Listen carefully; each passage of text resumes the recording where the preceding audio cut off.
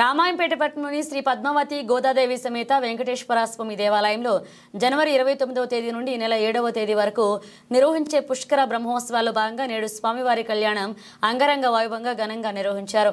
అన్నప్రసాద కార్యక్రమాన్ని నిర్వహించారు. కళ్యాణానికి పట్టణ ప్రజలతో పాటుగా పరిసర ప్రాంత ప్రజలు పెద్ద ఎత్తున తరలివచ్చి కళ్యాణంలో పాల్గొన్నారు.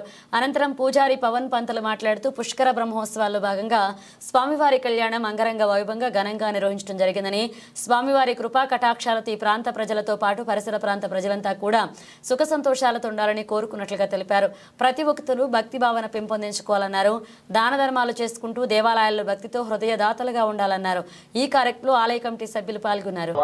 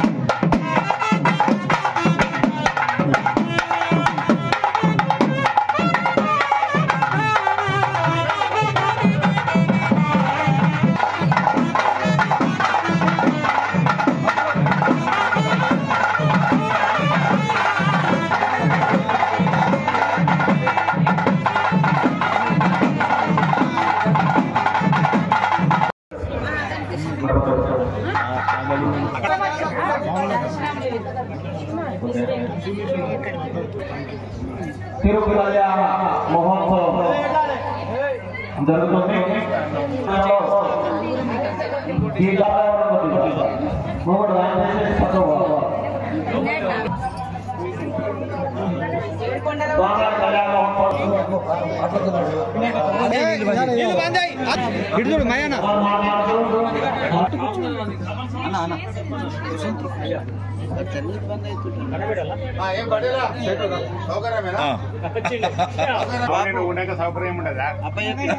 గాలిగోదమే అదే బస్సు చెప్పిన నేను అసలు కూర్చోబెట్టాను సీట్ మనదే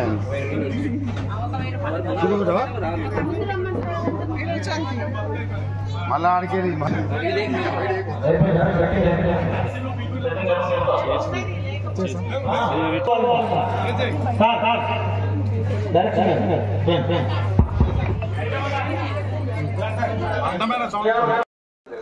ఆయన ఎవరో మనకి తెలుసు, కానీ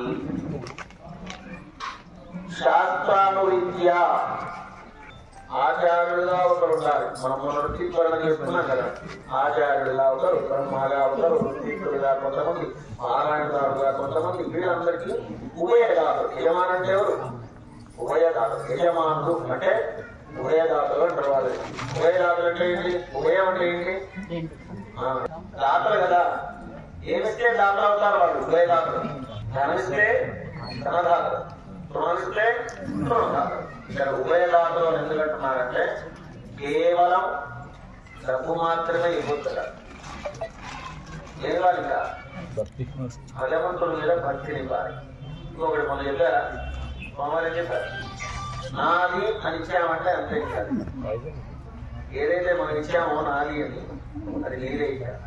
భగవంతుడికి ఇచ్చినటువంటి ఫలితం ఏమాత్రం కూడా ఉండదు. అందుకే మనం అనుకుంటాం 108 కొబ్బరికాయలు కొట్టామండి, నేను 108 కొబ్బరికాయలు తీసుకుపోయి కొడుతున్నా అని అక్కడి నుంచి బస్తా వేసుకొని బండి ఆపుకొని వచ్చే దారిలో 100 మందికి చెప్పుకుంటూ కొట్టామనుకోండి, ఆ కొబ్బరికాయలు ఎవరికి కొట్టినట్టు? ఆ 100 కొబ్బరికాయలు 100 మందికి కొట్టినట్టు అంతే కదా.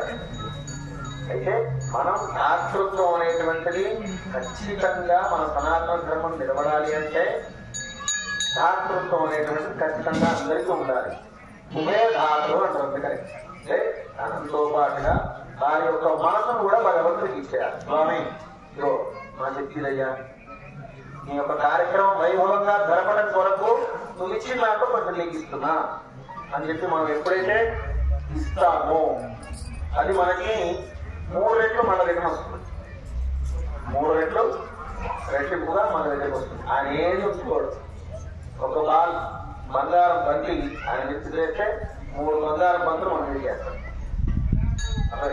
అట్లాంటి గొప్పనైనటువంటి దాతృత్వం కలిగినటువంటి వాడు ఎవరు? శ్రీమన్నారాయణమూర్తి. మనం ఆయన్ని సేవించుకోవడం అంటే ఏంటి? కళ్యాణం.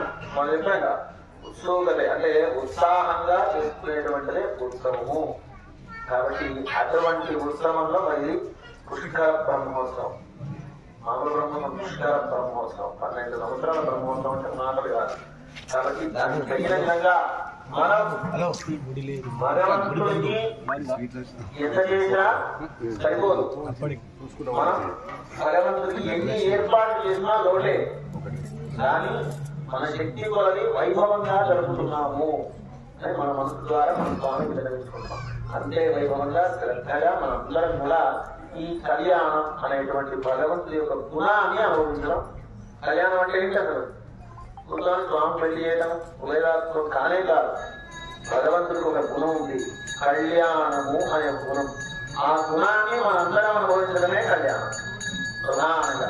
ఇంత మంచిగా ఎప్పుడు లేని విధంగా మనం బయట ఎంత ప్రశాంతంగా గుర్తు లోపల మనం నిరుకొని పాపం బయట వాళ్ళు చూడకుండా ఇబ్బంది పడుకుంటూ ఉండేది. ఇప్పుడు ఆ ఇబ్బంది లేకుండా స్వామి కూడా 12వ పుష్కర బ్రహ్మోత్సవం కాబట్టి అందరి మధ్యలోకి వస్తున్నాడు ఆయన. అటువరకు ఇక్కడే ఉంటే అందరూ సేవించుకోవడానికి వచ్చేవాడు. మీరు 2 సంవత్సరాలకు మీరు వచ్చారు కదా, నేనే బయటకు వస్తా అని ఆయన బయటకు వచ్చాడు.